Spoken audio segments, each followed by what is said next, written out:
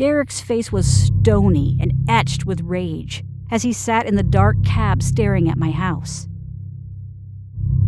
As they described it, the police found his blog where he wrote about his obsession with one of the girls who lived next door. The most disturbing, true tales of terror. I could kill you right now if I wanted to. No one would ever find you. Featuring narrations by the best in the business. She grabbed me by the throat and by my hair and pushed me under the water again. I can honestly say I have never been so scared in my life. I'm your host, Chad. Join me every Thursday on Disturbed True Horror Stories in your favorite podcast app or online at disturbedpodcast.com for the most immersive true horror experience.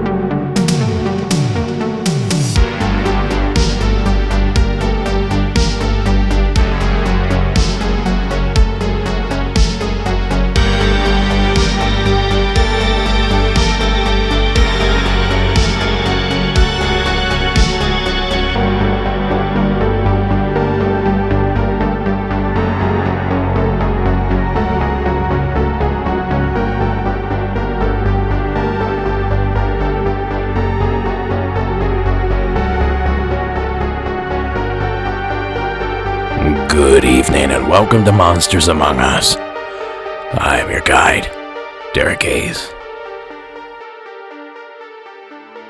We have returned from the desert. As you may recall, I was semi-dark last week due to finally filming our much-delayed documentary, Shadows in the Desert, High Strangeness in the Borrego Triangle. Well, we spent about 4 days out there last week, bouncing from location to location. You don't want to sit still too long out there. You're liable to melt. Well, it hit 119 midday on our second day of shooting. That was pretty brutal. But we met some great folks, saw some interesting things, and we even caught it all on camera. A huge thanks to Sean Campbell at Campbell Coachworks, our amazing crew, Roxanne, Chris, and Brian. And of course, the greater Anza-Borrego Desert State Park area. More updates on that project as work progresses. Now I have a killer of a show for you this evening. A fine array of terrifying paranormal phone calls that I'm sharing just with you. So let's begin our evening in 1978, Southern Illinois. Lori, tell us about your experience.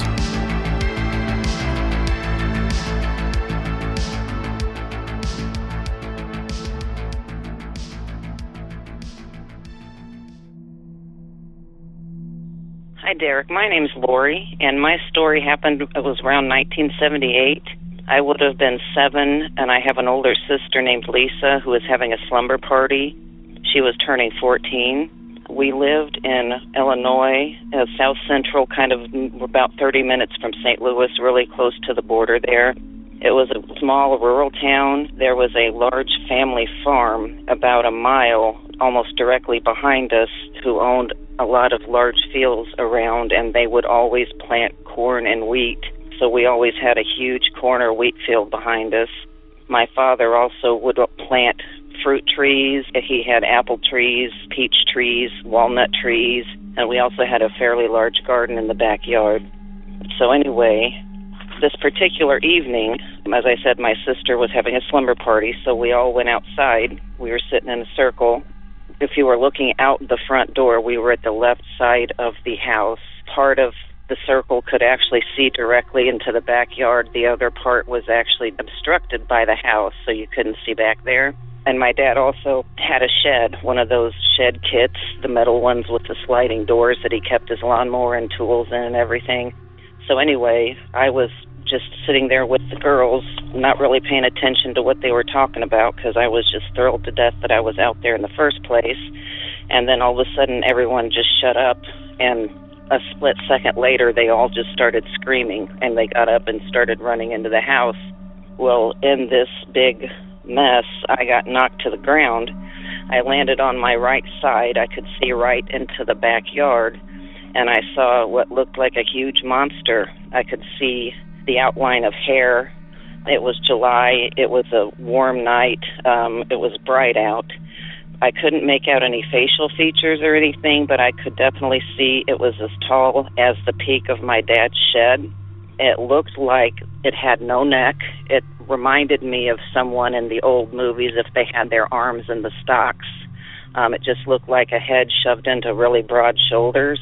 And I also noticed it looked kind of like the screaming caught it off guard or maybe startled it, because it kind of shuffled its feet. I saw it bent its right knee, and I remember just seeing the bend and seeing the hair where it bent, and it made kind of a grunting noise.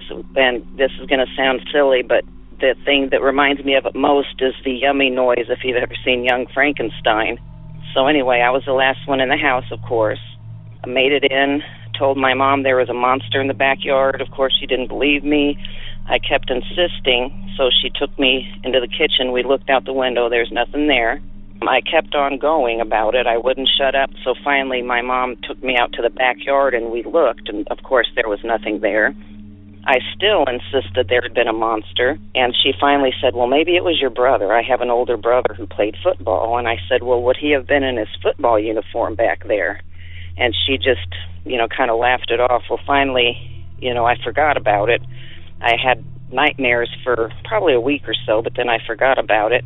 And then, maybe a month or so later, I was in the basement playing with some old toys, and my brother had this rubber ape. I believe it was like a Planet of the Apes toy.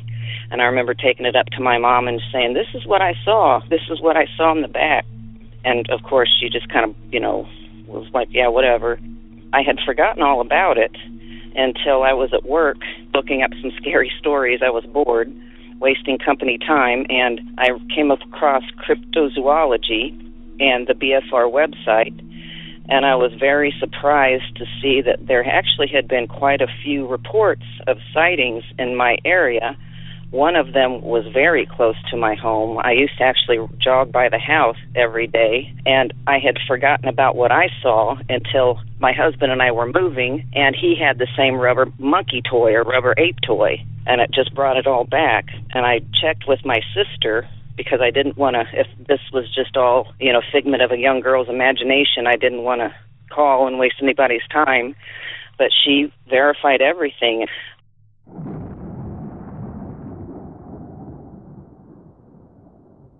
Thank you, Lori. Now, before I start geeking out over this encounter, let's start by sharing the sound Lori thought the creature sounded like. Here's the yummy sound from the film Young Frankenstein.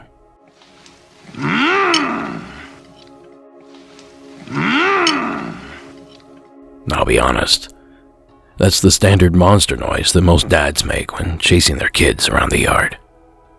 But for Lori's sake, I'll just assume that it was louder and more forceful at the time of the experience. But let's back up. I'm getting ahead of myself. In late June of 1973, a small town that sounds to be within a stone's throw of Loristown had a flap of sightings of a creature most people couldn't comprehend. A creature the town of Murfreesboro, Illinois would go on to dub the Big Muddy Monster. In the early 1970s in Murfreesboro, Illinois, the town was terrorized by a creature that was thought to come out of a local river called the Big Muddy. This river gave rise to the creature's name, the Big Muddy Monster. But the sightings go back much further than the 1970s. In 1942, there was a flap about a creature terrorizing the region that was so startling to the community that newspapers warned children not to go into the woods by themselves. Livestock was found ripped apart and devoured by a creature that locals referred to as the Thing. The 50s continued with sightings. as workers at the Murfreesboro Iron and Metal Company had multiple reports of a creature that frequented the area. In 1968, another creature was reported, this one over 10 foot tall that was referred to as the What's It. But it was in the 1970s that the area was a hotbed of paranormal activity, consisting of curious sightseekers, amateur monster hunters, and cryptozoologists. Then, during the summer of 1988, an incident occurred at a local salvage yard that resulted in yet another flurry of reports. Although the sightings tapered off, stories of the creature continue to this day. Now that bite comes from the brand new documentary by Chad Lewis and Kevin Lee Nelson, Creature from Big Muddy. You can see the entire film streaming on Amazon Prime right now. But essentially it tells of the sightings from that area of a large, white, bipedal creature. And, as that quick snippet suggests, the sightings weren't limited to the 1970s. In fact, exactly 10 years from the date of Lori's interaction, a junkyard owner named Bob Ryman had his own harrowing experience with the creature from the Big Muddy.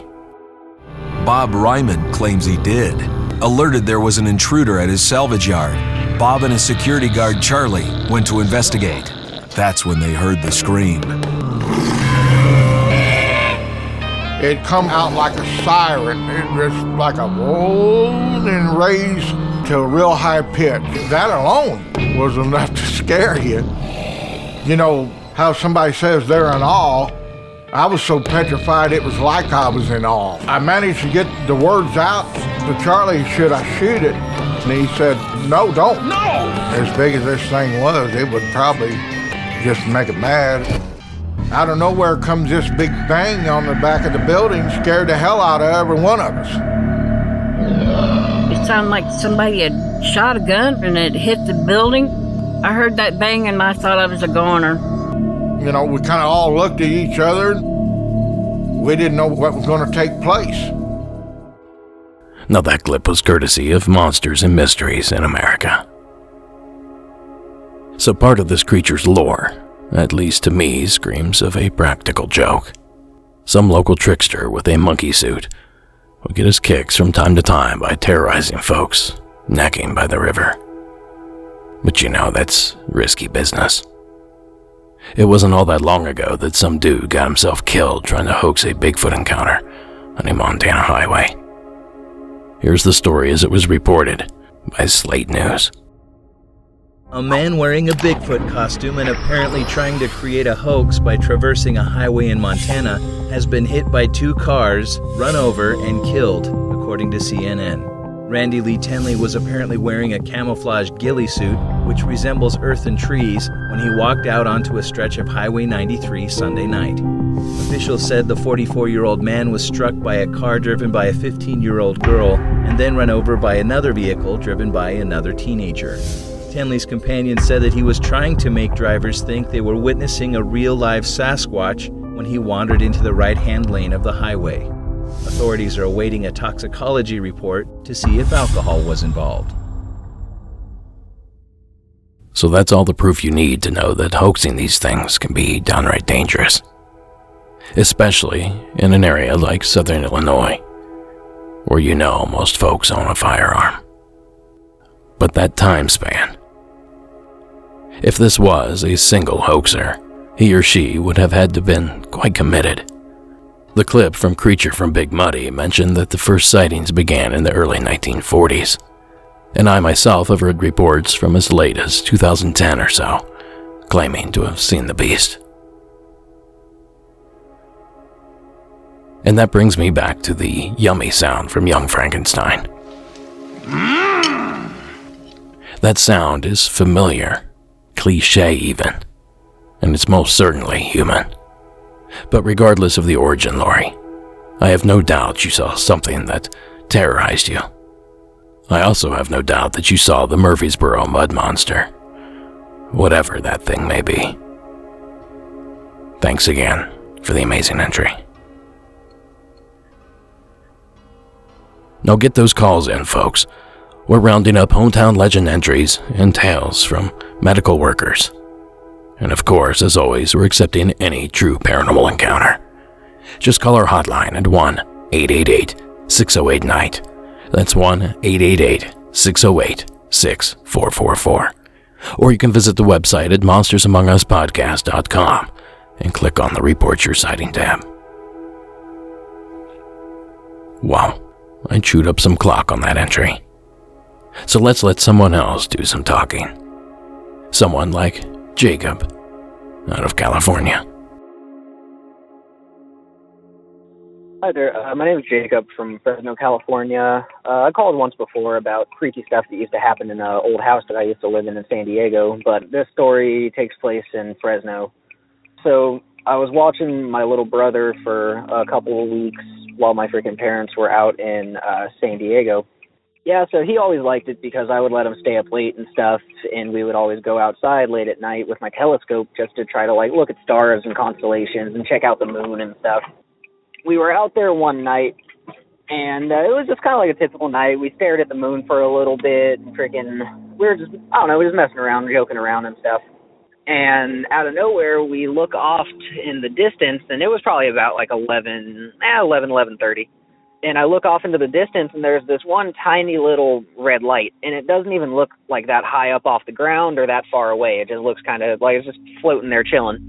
And then so I don't think anything of it. I don't tell him or anything because I just think it's like a plane or a helicopter or something like that because we're close to an airport. So a couple minutes go by, and then I see it kind of start to move a little bit, but it's kind of moving towards us almost. And it's just this red light. It's just this weird little red light. And at that point, I kind of nudge him, and I point it out to him. I'm like, hey, what's that light right there?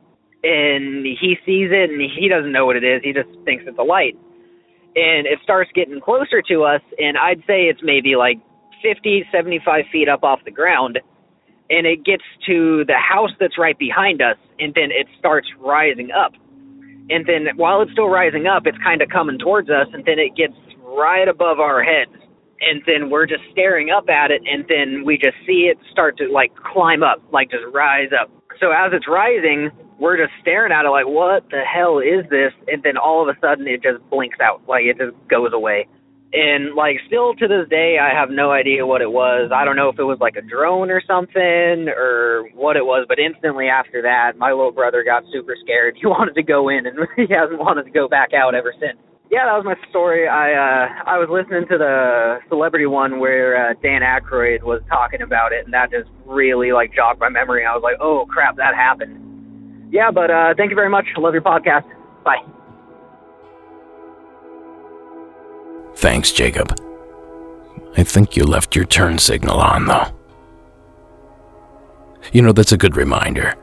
While we do appreciate every submission, please make sure to submit from a quiet place with good reception. Moving cars are neither, and it only creates a nightmare for me. So it sounds like Jacob encountered some sort of drone, though I find it odd that he didn't report the customary whirring sound that typically accompanies your average drone craft. Now the real question is, who's on the other side of the camera lens? Thanks, Jacob, for reporting your entry.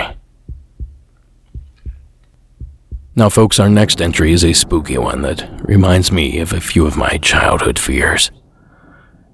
Please welcome Cody from Georgia to the program.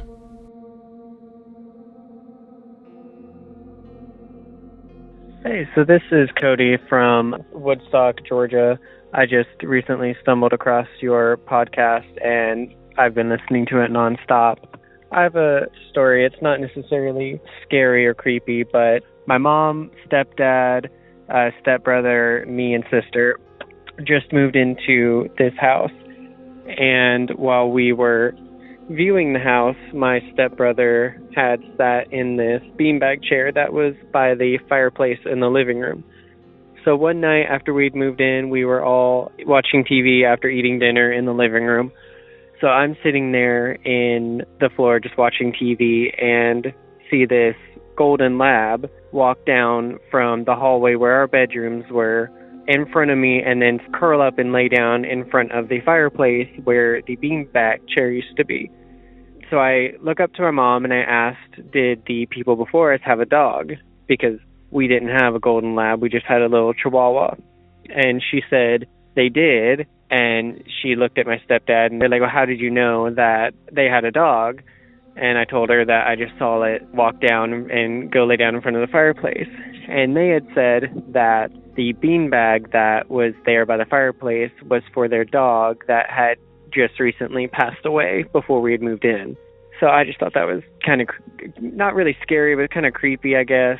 And I wanted to share it with you. And we have a couple other spooky encounters around that house that my parents are still living in, and it's still just a creepy little house. But anyway, I just wanted to share you my story and show my support for the podcast. I definitely love it, and keep up the good work. Thank you, Cody. You know, there's something weird about ghost pets. Well, I guess there's something extra weird about ghost pets. You know, if the specter is one of your past pets, I know I'd give anything to see some of my past pets dart across the room and disappear. But it's another when it's someone else's ghost pet. There's just something unsettling about that concept. It sort of adds new meaning to the phrase, who's a good boy? Either way, thank you again, Cody, for calling in. The Monsters Among Us shop is open and ready for business. Sarah and I, mostly Sarah, have been crazy busy shipping out posters, shirts, hats, and all sorts of goodies. So don't miss out.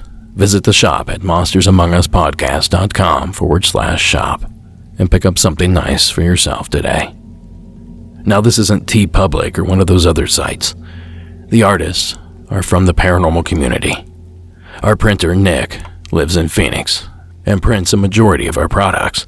I leave my mark on the box or on the poster, and Sarah organizes it all and sends it out.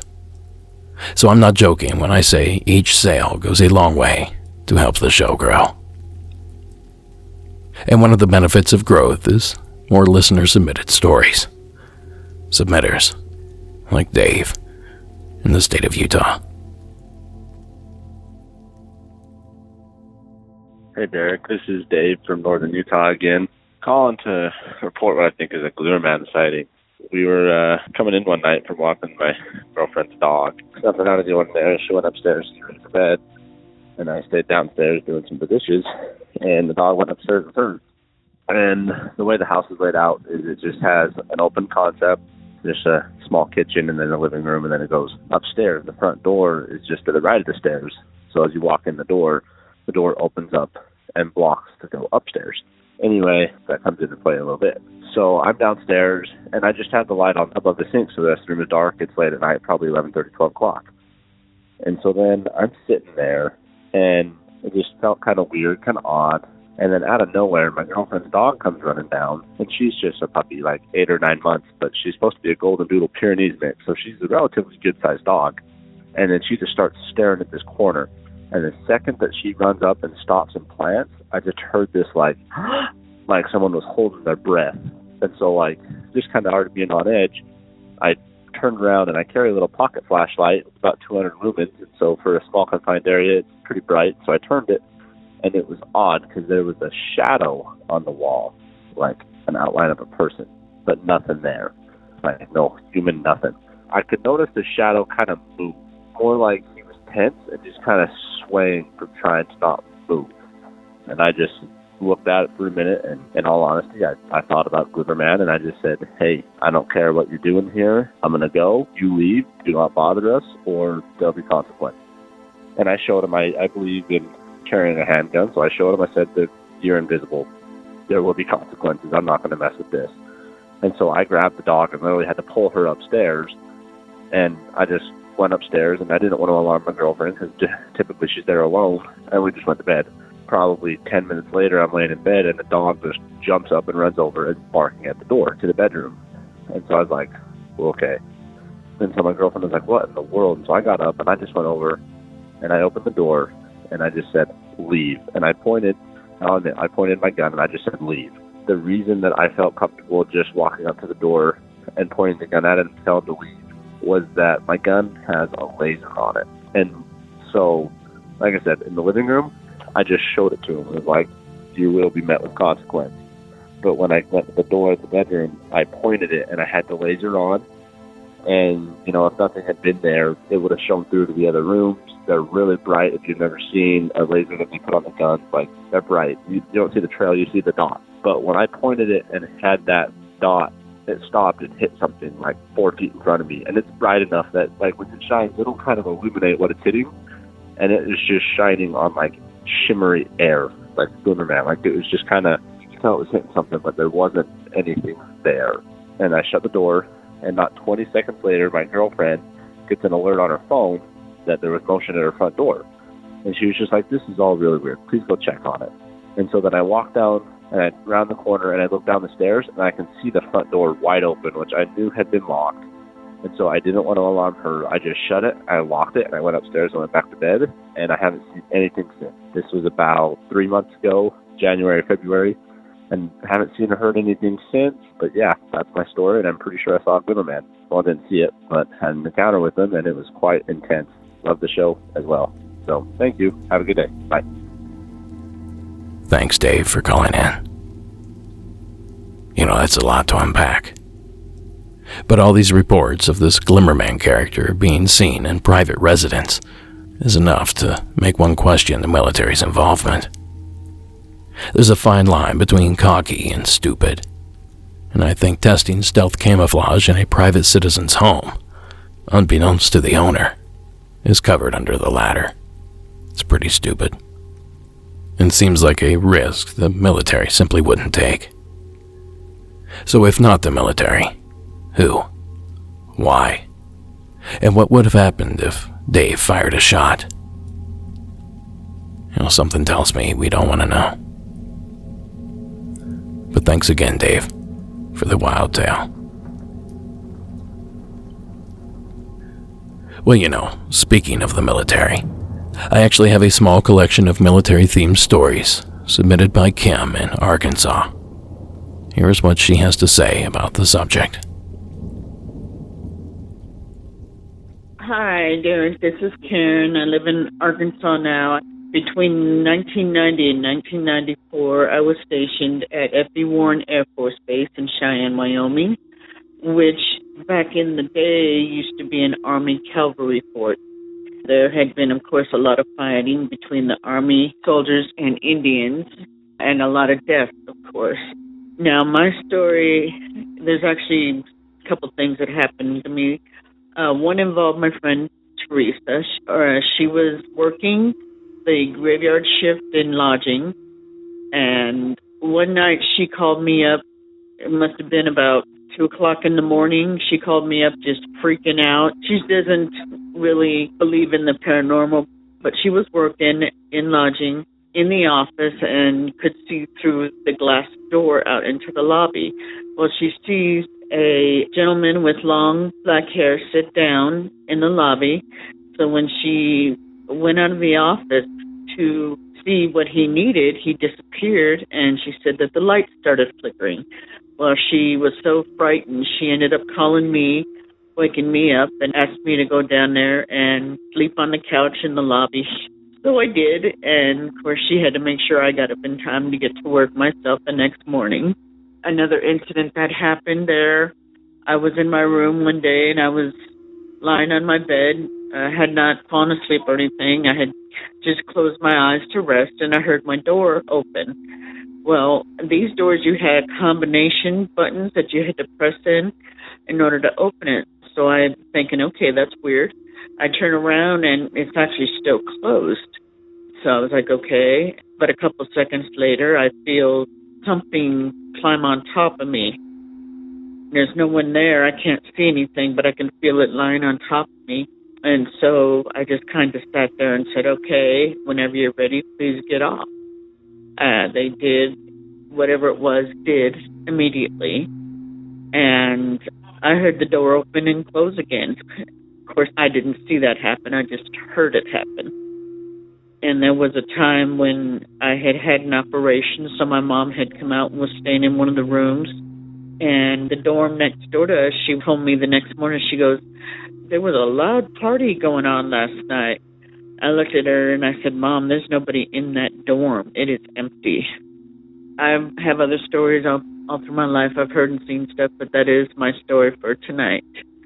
Thank you. I do love the podcast, and I'm a new subscriber, still catching up, binging all these seasons. Bye. Thanks, Kim.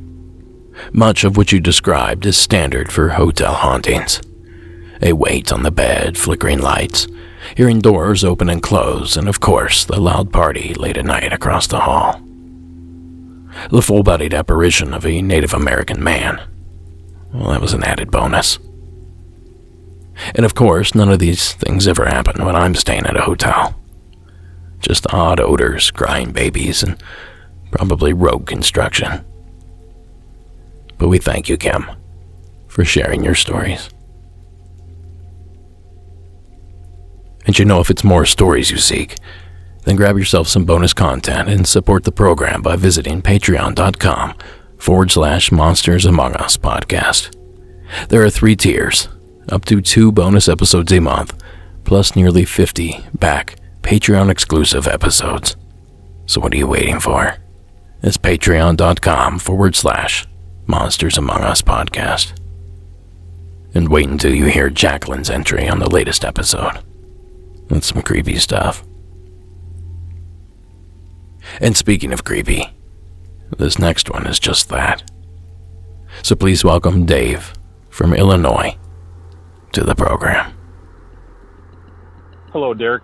This is Dave from Illinois, calling about an experience I had in Illinois, west of Chicago, about 25 miles west of Chicago, 1990. I grew up in an old house that the back of the house had tall elm trees, and they're 80 to 100 feet tall. I was walking my dog in the back one day. It was a fall day, kind of see through the trees. I remember wearing a flannel, it was the 90s. And the dog stopped and looked up towards the trees, and I looked up, and just as I looked up, I saw the tops of the trees. The tree line ran north to south. Tops of the trees bending to the north, just the very top part of them. As I noticed that, something shot by, skimming the tops of the trees, going incredibly fast, no sound. It passed by, the trees snapped back. I felt and heard a whoosh of air, which was the only sound I heard, and the leaves flying out of the trees, and the branches came crashing down and stuff. In the brief seconds I saw it, it didn't have wings. It wasn't tremendously big, maybe the size of a Toyota Corolla, not as wide. It wasn't reflective, maybe like a graphite-looking body to it. The front of it kind of had a glow, the direction it was moving, the front. What I call it had a kind of like a glow, not like illuminating light, but like the glow of a ember in a charcoal grill. The speed it was going, it would have made noise. We lived in the flight path of O'Hare. I'm very familiar with what planes look like. It was going the opposite way that they would go, and also much lower. There was no sound, no explosion, no jet noise, no nothing. The speed it was traveling, it would have hit a church at the end of the block at the speed and the height and the direction. Didn't hear that. Grabbed my dog, ran down the street, even looked, didn't see anything else.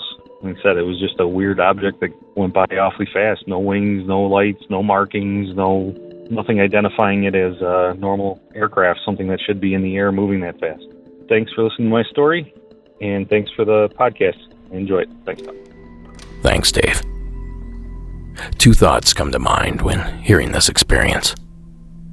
Some scientists believe the Tunguska explosion, the mysterious blast zone in Russia that showed up in 1908.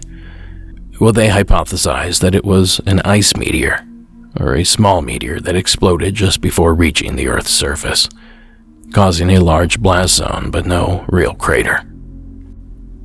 Is it possible Dave saw the same thing, on a much smaller scale?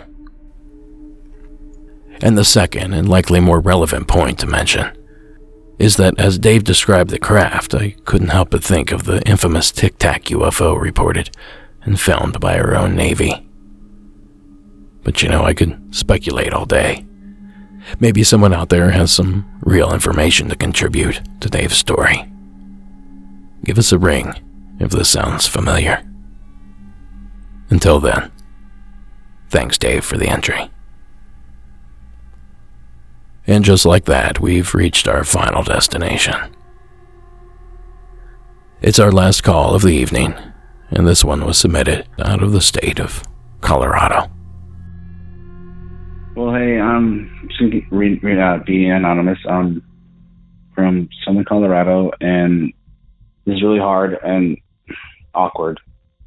But I just wanted to share something with you that you mentioned a while back, is about if you go to bed, which you understand right now, if you're being taken with your socks, if you turn them inside out, you know what I mean? If they're outside or whatever, and you wake up in the right way in, something's going on.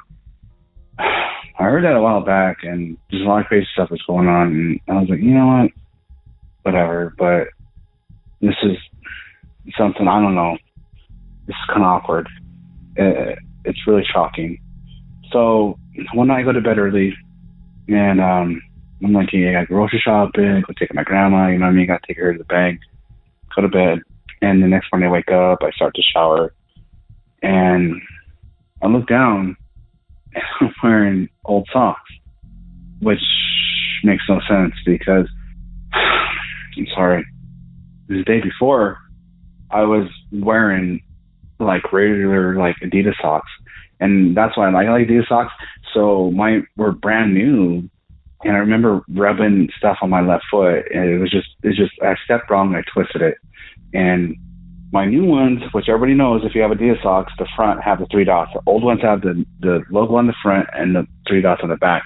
When I woke up, I was wearing my old ones, and I'm just sitting there looking like, okay, what the hell's going on? Like, this is not real. I literally remember putting my brand new socks on, which I like wearing because they're more comfy, they're squishy.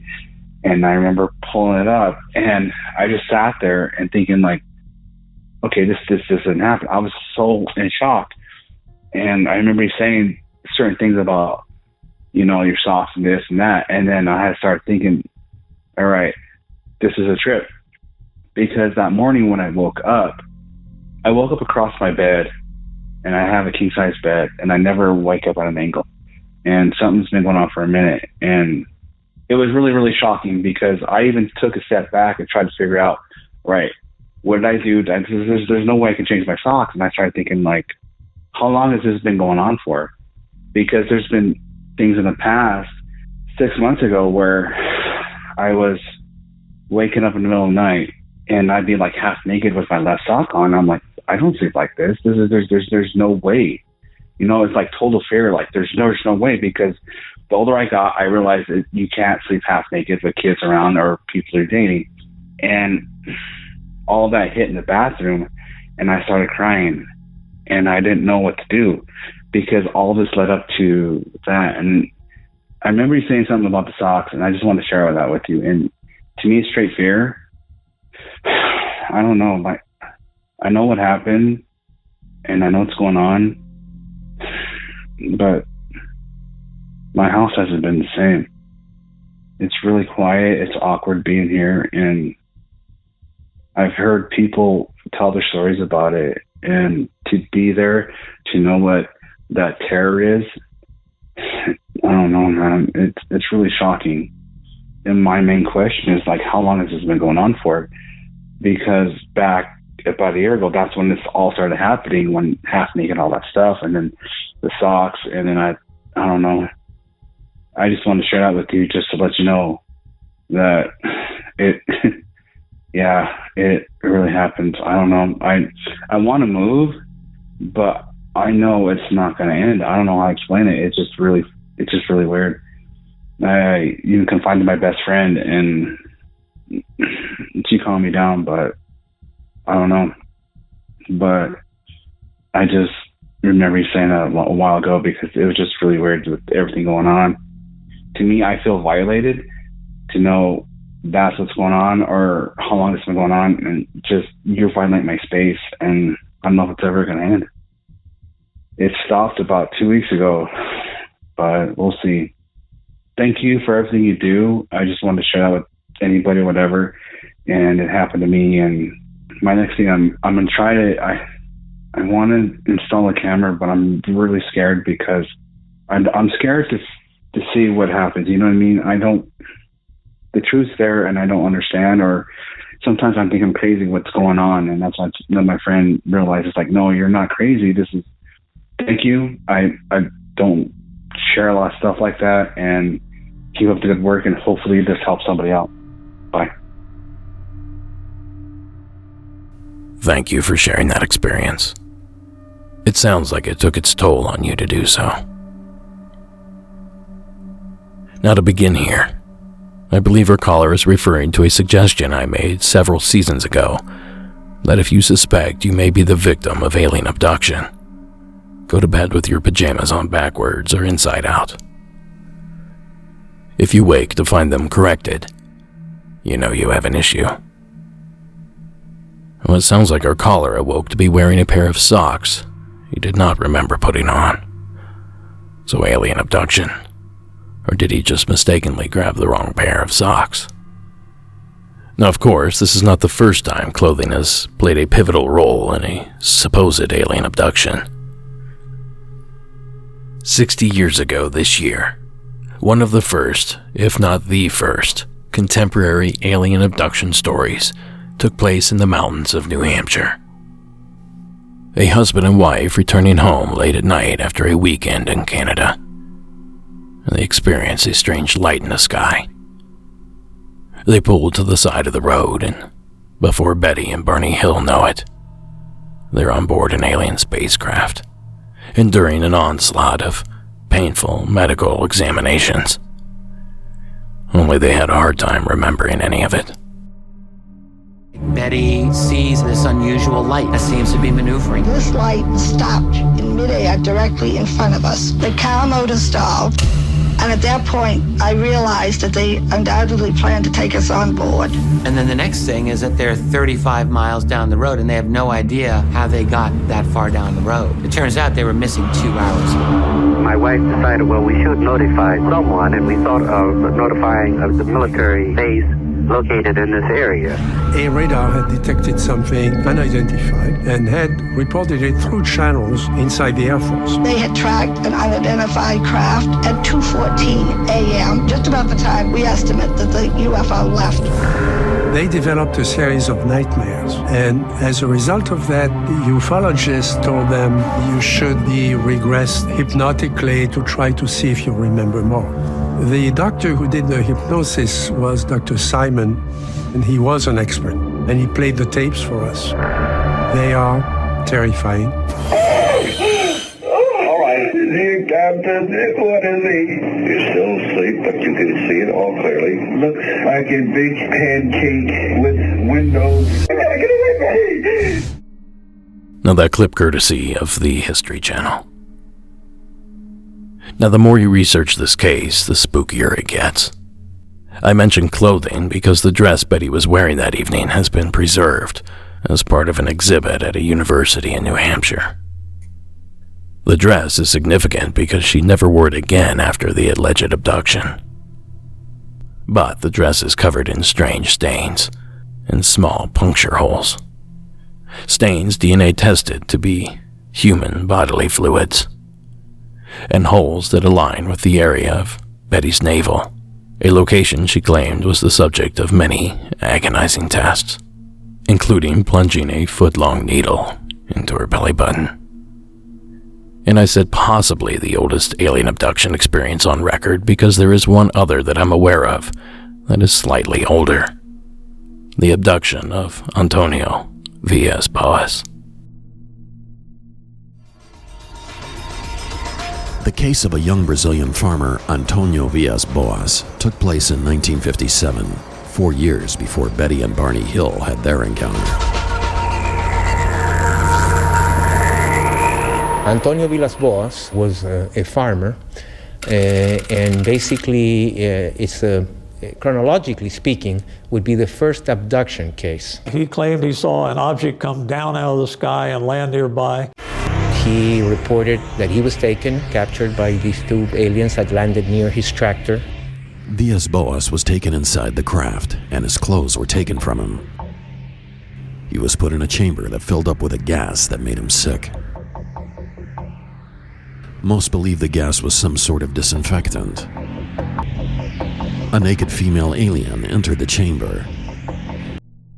Okay, you can guess where it goes from here.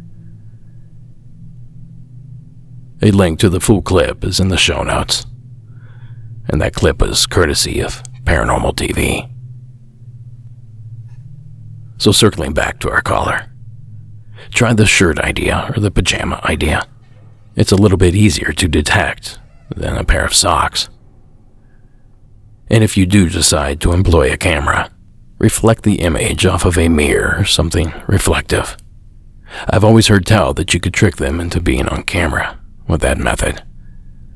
You know, they traverse the great expanses of our solar system, but they trip up on mirrors. I don't come up with this stuff, folks. I just repeat what I hear. Thanks again, caller, for sharing the entry. And I hope for your sake the activity you experienced is still on its long hiatus. And that's going to do it for this episode. Monsters Among Us is written and produced by me, Derek Hayes. Additional support is provided by Sarah Carter Hayes and Addie Lloyd. All audio used in this production is done so under the protection of fair use. And the bone-chilling music you hear in the background, well, that's Co.he Music and Carl Casey at White Bat Audio. Thank you so much for listening. And until next week.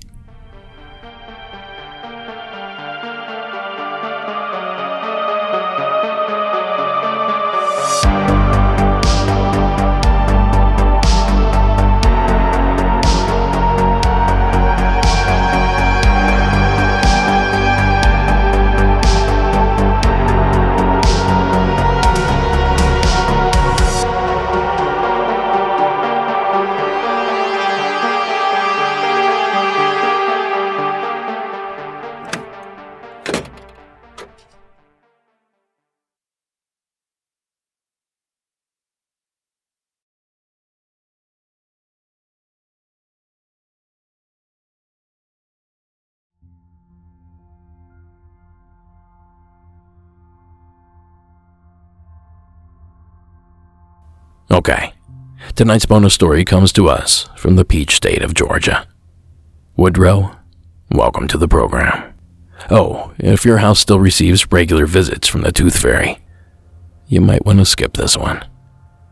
For real, here there be spoilers. Hey Derek, this is Woodrow, you can call me Woodrow, calling from Georgia in the United States. So I've got two stories for you. The first one, or they both involve early childhood experiences. The first one was when I lived in Georgia before I moved to Florida, but it was around early 1990s, early mid-1990s. I was in elementary school in Gainesville, Georgia. The school specifically was Sardis Elementary, and there's a reason why I'm giving this info. It happened on St. Patrick's Day. And, you know, as a kid in elementary school, you know, you're probably drawing shamrocks or something like that. I don't remember exactly what I was doing. But we went to go to lunch, and, you know, we were eating lunch, and all of a sudden the classroom table I was at freaks out, and, you know, they point, and, you know, I look. Maybe there's about like a 3.5 foot man. Specifically remember like a greenish shirt, maybe some brown pants, running against the cafeteria wall. And the way this little-ish man, or I don't mean that sound disrespectful, but the way he was running, he made it look like a blur. Like he was running really fast. Like if you were on the side of the road and you saw a car drive past you at like 200 miles an hour, it'd be like a blur. But he wasn't running that fast. He was running like a short-legged person. And then throughout this day, there was a kid, it was one of my friends in elementary school, found like little pieces of silver on the playground and whatnot. I want to say it's leprechaun, but I don't know. I know kids in general are, as well as the elderly or people that are dying, are susceptible to sightings that maybe you and I wouldn't be susceptible to. I know, like, for instance, people that are dying might see angels or, have a hellish sighting before death. So that's my first story. I want to say it's a leprechaun. I don't know, but I don't think, there could be a mass student hallucination. But we all saw the same thing, and we all talked about it, and teachers saw it, and it was just like the coolest thing. Second story is when I was about 7, and I moved to Florida because my dad got a job in Florida in Clearwater. I lost a tooth, and at that time I still believed in the tooth fairy. And now as a 32-year-old guy, I don't want to necessarily say I believe in the tooth fairy, because I think it's ridiculous sounding, but I do believe in fairies anyways, but because of this experience. So I lost a tooth, and it was still daylight, so I turned all the lights off in my room, shut the blinds, put the tooth under the middle of my pillow, made sure there wasn't any money under it, so, because kids would tell me, oh, no, your parents just do that, at school and whatnot. So I put the tooth under my pillow, and I'm waiting there for a while, and probably 30 minutes pass, and I'm not sleepy at all because it's midday. Eventually, I see a light, and I look over, and from what I can tell, it looked like little wings flapping and sparkles flying off, almost like Tinkerbell. Like if you've ever seen the movie Peter Pan, the Disney movie Peter Pan. It looks like that, but I was too scared to look over. Like, I got this feeling you shouldn't look over. So I turned back over after I saw the wings and, like, sparkles flying off the wings. And, I waited for a while. And I was like, I checked under my pillow, after I thought it was safe, and my tooth was still there, but there was a $1 bill there, which kind of confused me because I thought, the tooth fairy took the tooth and then left you money. And, I picked up my pillow before I, tried to fake sleep, and, I didn't fall asleep at all. I was quite bored, actually. But, yeah, I couldn't explain it. Like, I ran out, showed my parents, and they thought, like, where did you get this money from? When I told them, that they thought I was, like, crazy or something. And my dad actually went to go check his wallet because he was like, oh, you're in big trouble, mister. But, yeah, like, no cash was missing. I don't know where this money came from. So it was really weird, and maybe fairies exist. I don't know. Maybe this fairy was like, I don't know.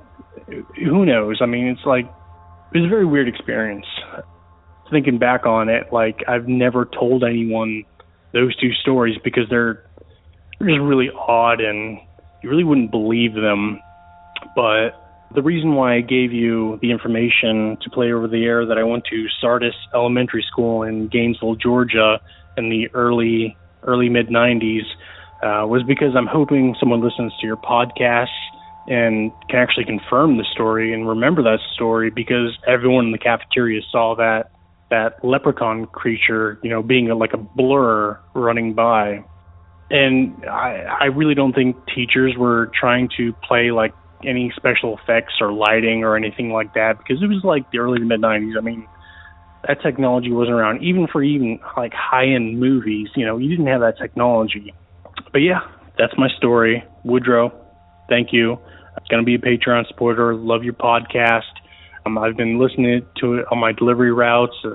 Have not even gotten a dent into listening to all your episodes yet, but you are killing it, man. Good job. Thank you. Take care. Some people in the Crichton area of Mobile say a leprechaun has taken up residence in their neighborhood. A leprechaun. NBC 15's Brian Johnson has more. Curiosity leads to large crowds in Mobile's Crichton community, many of you bringing binoculars, camcorders, even camera phones to take pictures. To me, it look like a leprechaun to me. All I gotta do is look up in the tree. Who else seen the leprechaun say yeah? Eyewitnesses say the leprechaun only comes out at night. If you shine a light in its direction, it suddenly disappears. That's all I can think of anytime anyone mentions seeing a leprechaun. Hands down, one of the best videos on the entire internet. And of course, it comes to us from WPMI, NBC News 15 out of Mobile, Alabama. And you know, as far as tooth fairies are concerned, someone recently asked me the other day, when you visualize the tooth fairy, is he, she, or it fairy-sized or human-sized? And without hesitation, I said human-sized. I think that came as a shock to someone that grew up with a Tinkerbell-sized dental demon in their mind, apparently dragging a sack full of children's teeth. So what say you? Human-sized or fairy-sized? Thank you, Woodrow. And thank you for sticking around to the end of the program. Have yourself a great night.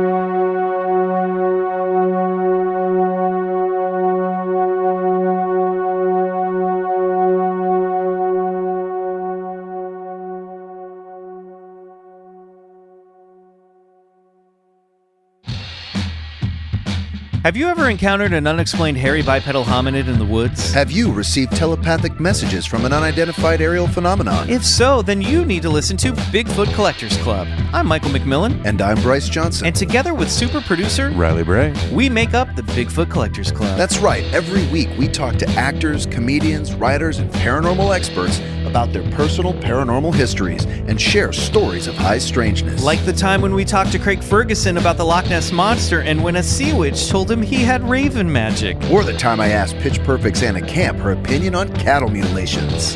Past guests have included Rachel Bloom, Jen Kirkman, Paul F. Tompkins, Bobcat Goldthwait, and more. So if you've ever been abducted alongside 5 reindeer by an alien with drills for hands or witnessed Bigfoot crawl out of an interdimensional portal, don't laugh, happens all the time. Then check out Bigfoot Collectors Club on Campfire Media or wherever you get your podcasts. Bigfoot Collectors Club. You're here to believe us. Wait, is that how it goes?